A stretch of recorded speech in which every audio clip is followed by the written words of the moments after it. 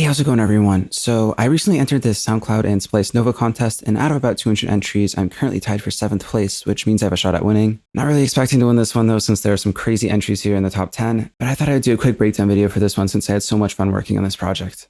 My goal in making this project was to give it a water or ocean kind of theme, and regardless of what happens with the contest, I really like how it turned out, so let me play it through start to finish.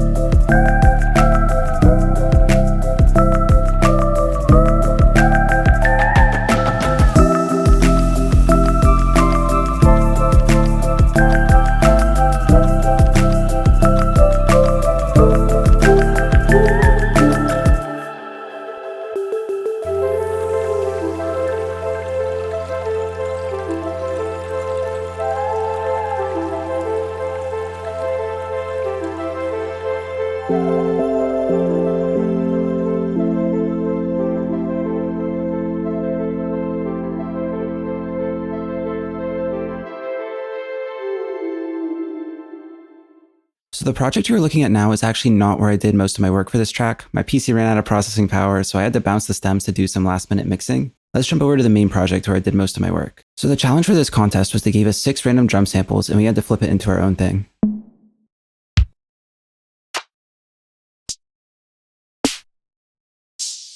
Let me start by showing how I used each individual sample, and then I will play all the drums together. This first one I just used as an airy layer for the clap.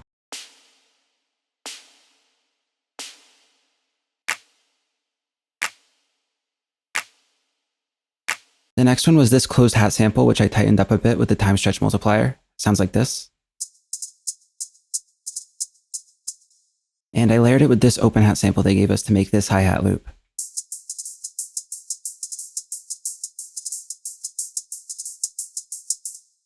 I also turned this one into a crash using some frequency shifting and reverb. For the kick sample they gave us, I really liked the mid-range, so I took only the mid frequencies from that.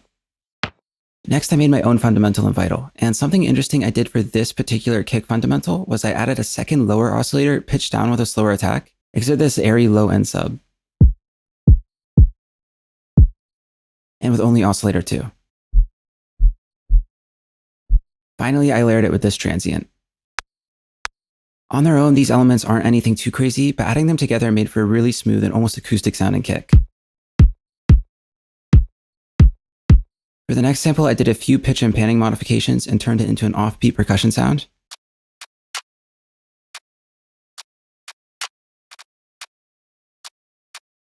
Finally, this last sample was a tom where I pitched it into key and added a lot of reverb. Reminds me a lot of a sonar or something.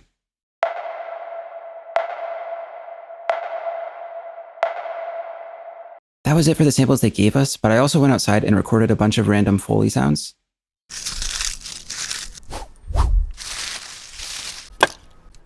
And I turned them into a few interesting percussion loops.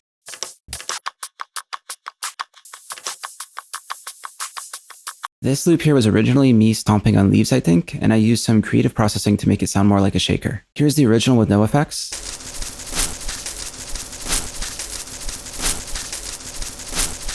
And with effects added.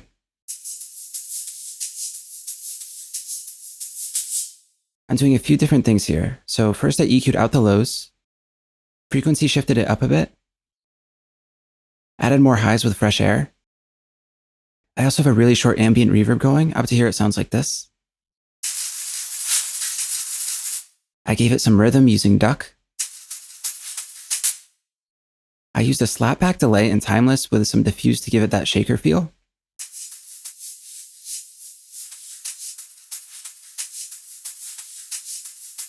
And then another short reverb, some auto pan, and a final EQ.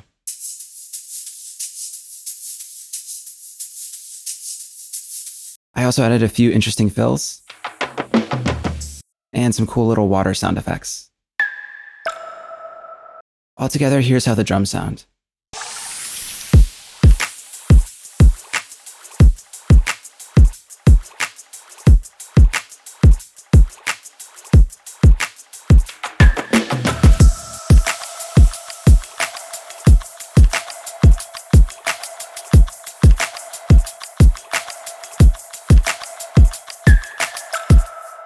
Moving on to the melodic section, it starts with this piano chord. It plays this F major 9 chord, which the entire track is based around. I love this particular piano chord so much, and I really think it does a good job setting the mood for the rest of the track. I have a few basic synths and pads here to fill up the space, and a few of these are melodic elements from the main section being run through gross beat halftime.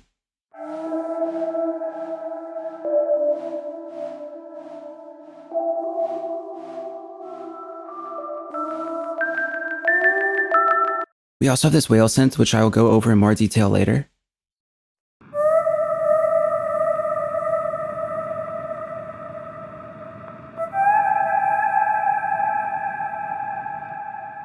And this granular vocoded water sound, which I will go over later as well.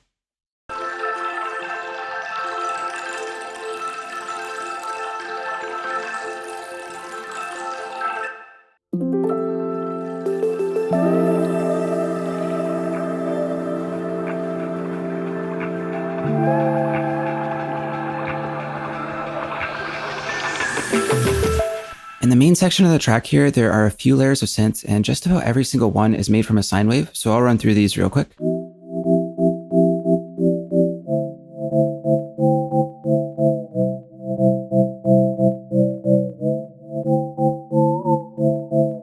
Sine wave high pass with white noise, going into a tiny bit of downsample distortion. This pluck, which is also just a sine wave.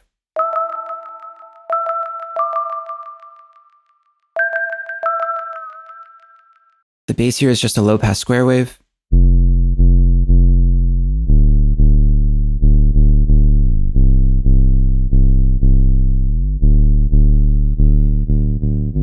This sound here, which again is just a sine wave with some white noise.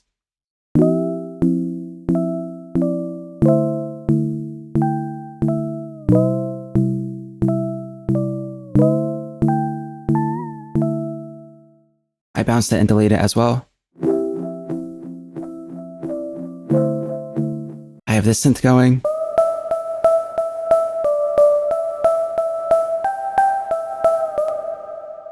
And probably my favorite sound of the track, this whale synth.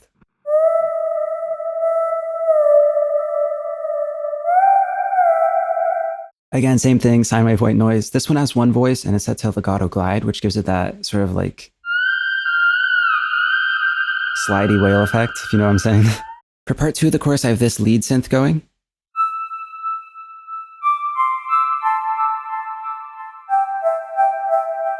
Another sine wave with white noise. I have this pad here. I don't really remember how I made this. I think it was just the result from a lot of experimenting. This is another one of my favorite sounds from this project. I took the whale lead and put it into Soundtoys Crystallizer, and it really reminds me of seagulls or something.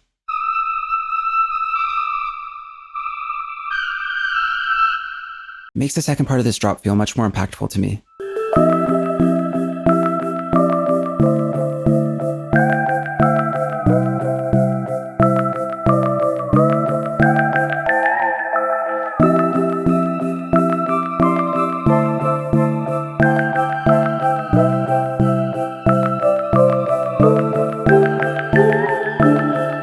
So my computer is out of processing power at this point, and I did the outro in a second project, so let's hop over to that one. The main sound I'm going to go over here is this granular water sound effect, and my computer can't render this while I'm recording, so I'm just going to bounce this out real quick.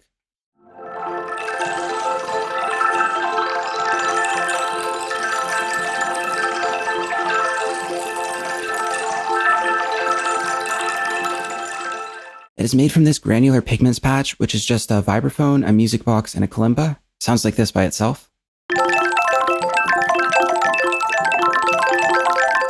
And next I have this Pro Q3 where I split the left and right channel, and I have an automation going where they are inverted. One will go up while the other one goes down, and it gives it this really interesting filtered panning effect.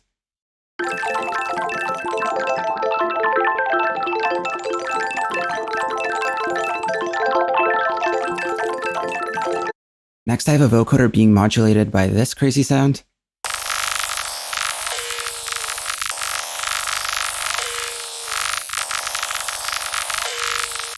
Also layered in this recording of a stream.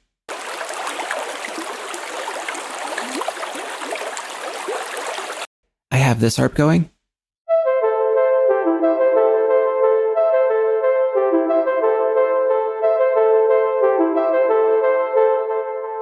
this pad from Abyss,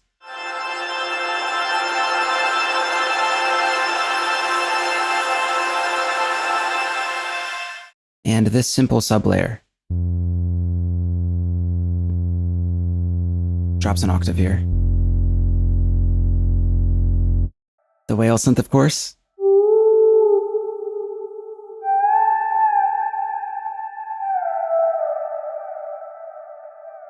And it finishes with this other sine sound.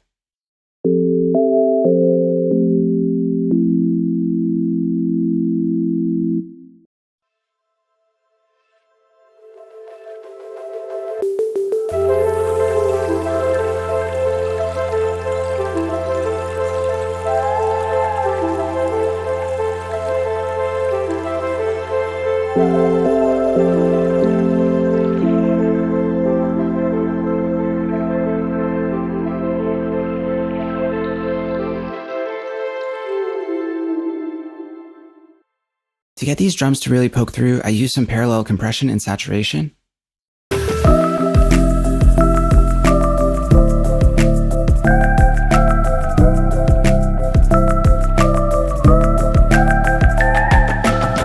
Did a lot of harsh EQing to the melodic parts. And I utilized Sooth 2 a lot here since we were dealing with so many sine waves. An issue I had was this synth was getting masked by a lot of the other elements.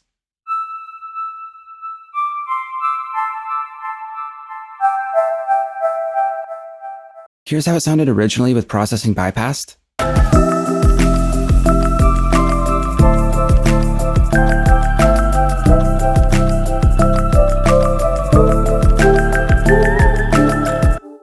Yeah, so there's one section here where it really gets lost. What I ended up doing is putting it through a fruity peak controller, which is looking at the volume envelope of this solo synth here. And I routed every other single element to a bus where I have this Sooth 2 going, and the peak controller is mapped to the depth of the Sooth 2. So check this out.